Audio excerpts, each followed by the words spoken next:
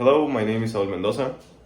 The recipe of today it's pizza de Sarten, and those are the ingredients.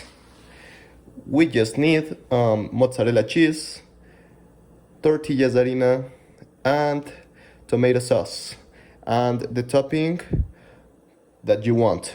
That in this case is ham. Okay, so we just need. I'm already have a tortilla in the sartén, and we just need to wait until the tortilla is toasted.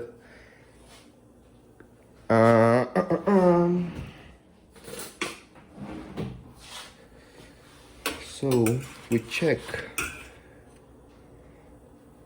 No, we need more toasted the tortilla, because the tortilla toasted feels like the pizza crust, and that's why this recipe is named pizza de sartén, right? So we take out the tortilla and then we spread tomato sauce at the top.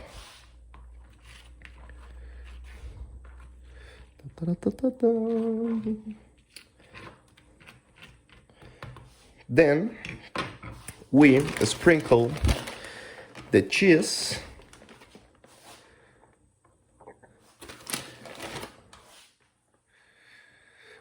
and the toppings.